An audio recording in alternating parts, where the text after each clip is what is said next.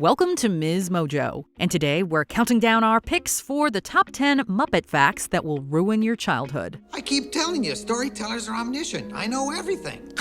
Hoity-toity, Mr. Godlike Smarty Pants. For this list, we're looking at times they stopped the music and dimmed the lights to expose a darker side to Jim Henson's puppet creations. Proceed with caution, you have been warned.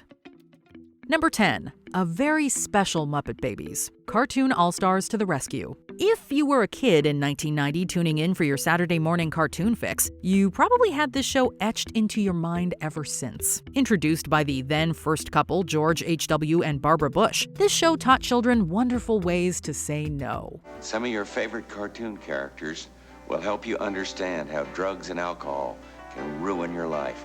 So watch the program. Talk about it with your family.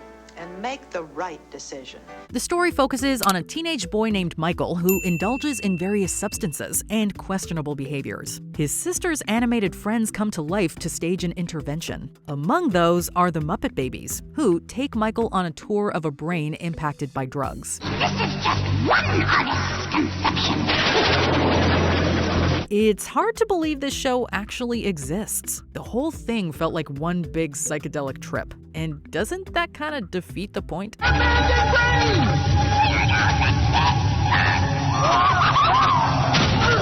Number 9. Miss Piggy's difficult past. This character is a pretty pig deal. She is sassy, stylish, and headstrong. I'm gonna make a scene, I'm gonna make a fuss. Tonight I'm gonna celebrate with just the one of us. However, in a 1979 interview with the New York Times, Frank Oz shared that things were not always so fabulous for this beloved diva. He revealed that she grew up in a small town in Iowa and lost her father at a young age. She and her mom had a strained relationship. So, Piggy became a pageant girl just to get by. Of course, normally I don't do anything so trivial. I am an actress model. She then escaped to the city, vowing that her life would be different than her mother's. In 1993, Miss Piggy told Larry King the two of them don't have a relationship. My mother? I don't talk to my mother. It's a sad story, but it does explain why this little pig is always so feisty.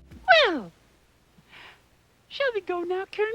Number 8. Jim Henson's rejected Muppet Show, Inner Tube. The Muppets have brought happiness, laughter, and great entertainment to audiences of all ages around the world. This might not have been the case had Henson's failed pilot for a series called Inner Tube come to fruition. If you have any questions about the Inner Tube system, our staff or personnel, please feel free to wonder what the answers are. The idea was that a guest star would get sucked into their television every episode and essentially channel hop their way back out through a procession of satirically bad cable shows.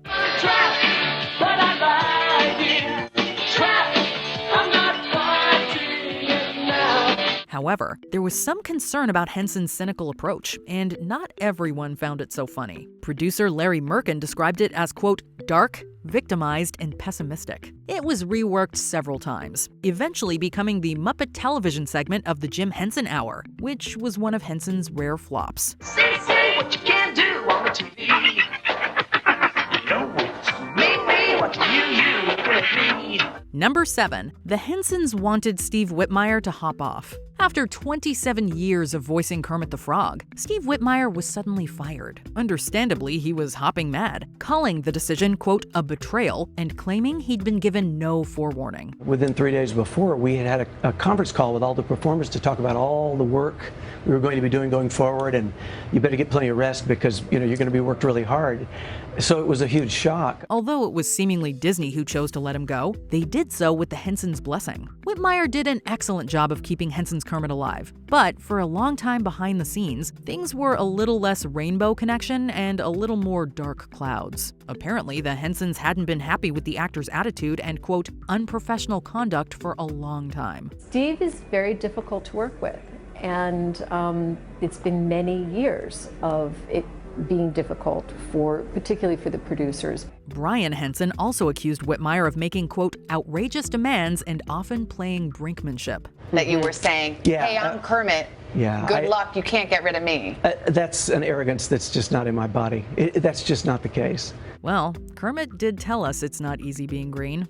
Number 6. Some questionable guest appearances. The Muppet Show. As one of the must-see shows of the 70s and early 80s, it's no surprise that many celebs wanted a piece of that Muppet action. However, we feel someone should have given the guest star list a second glance before okaying the lineup. Well, you talk about rambling. She's the fastest train on the line. For instance, we're not sure many kids would have been familiar with the king of horror, Vincent Price. Watching former James Bond Roger Moore attack Muppets was probably rather upsetting. While in another episode, Johnny Cash and Rolf get off on the wrong paw.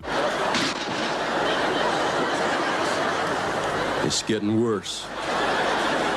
And who approved the sketch where Alice Cooper tries to convince the Muppets to sell their souls to the devil? Think that's bad? At least none of these episodes were banned. I don't think I want anything to do with it. Well, looks like you're stuck with it, doesn't it? Number 5. The banned episode. Sesame Street. Last we heard, the Wicked Witch of the West melted after Dorothy doused her in water. However, in 1976, she blew across the rainbow and unleashed havoc on Sesame Street. Oh, you got a customer, David. No, that's the witch. That's the witch. Oh, that's the witch. Oh, if you're the witch, then you better not bother my friend David. The episode intended to teach children about facing their fears, but many parents thought it was too scary. PBS became inundated with complaints and decided to pull the episode after its first and only airing. Days and nights all filled with gloom. I'm not a witch till I get back my broom. It was stored in the Library of Congress archives, but many believed it to be lost media. However, it has resurfaced and can now be watched fully on YouTube. If you grew up watching Sesame Street in the 70s and thought this episode was nothing but a fever dream, you now know the truth. Now that you got it, what are you gonna do?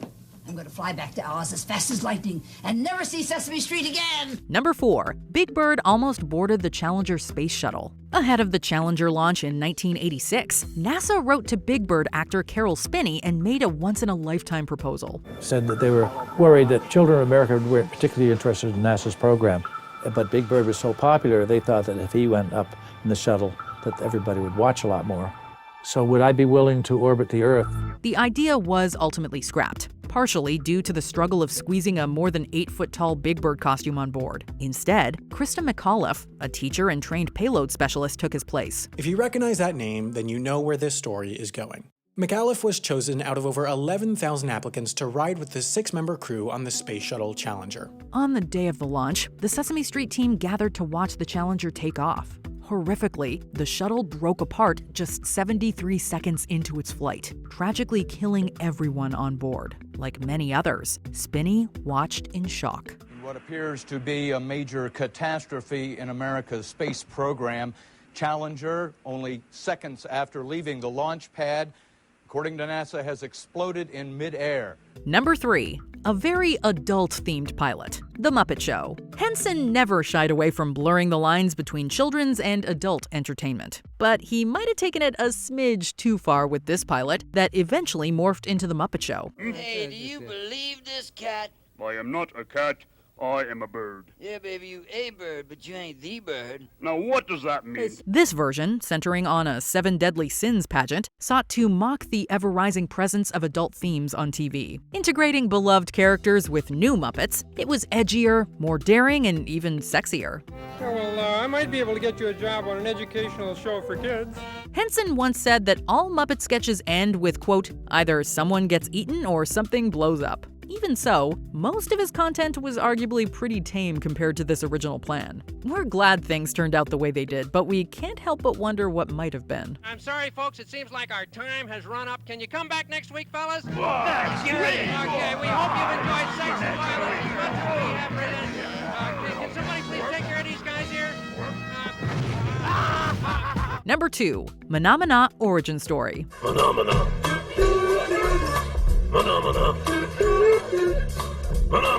Perhaps the catchiest earworm in Muppet history, you might be surprised to learn that it isn't a Henson original. It's actually a popular Italian number composed by Piero Umiliani, originally featured in the 1968 adult movie Sweden, Heaven and Hell. Yeah, you heard us correctly. That ditty you've been humming along to since childhood has an X-rated background.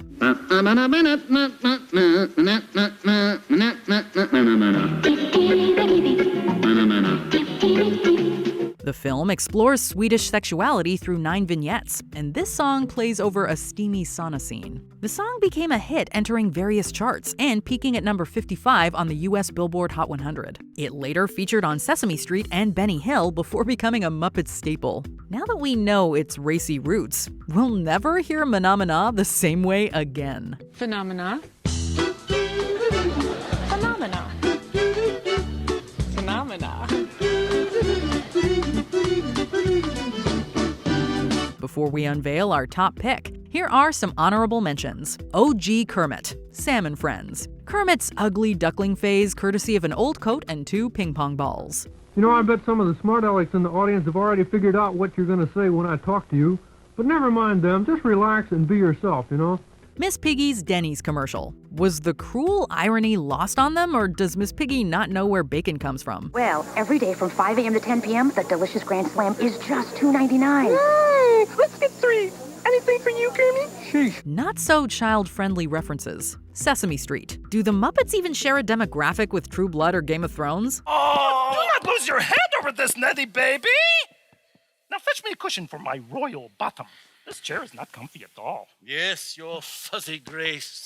And bring a sweater! I think winter is coming! Before we continue, be sure to subscribe to our channel and ring the bell to get notified about our latest videos. You have the option to be notified for occasional videos or all of them. If you're on your phone, make sure you go into your settings and switch on notifications. Number 1. The Rain Bomb Connection, the Muppet Movie. Typically, rainbows follow storms. They don't create them. Yet in 1996 in Wanganui, New Zealand, a fervent 21-year-old fan stormed into a local radio channel called Star FM and demanded they play Kermit's version on repeat. All of us under its spell, we know that it's probably magic. At this point, the station didn't have the song in its catalog, but he took the poor radio manager hostage, insisting he play the number 12 times in a row or he'd blow up the station. Luckily, the police arrived quickly and arrested the unidentified individual before anything more sinister could happen. It's been an eternity. It's been 45 minutes. Time goes slow in the cooler. CNN claimed the bomb was just a hoax, and the culprit was later charged with kidnapping. Needless to say, it was a day they'd never forget. Kermit! You were so courageous, so magnificent. Gee, I don't know what to say. Do you agree with our picks? Check out this other recent clip from MsMojo. And be sure to subscribe and ring the bell to be notified about our latest videos.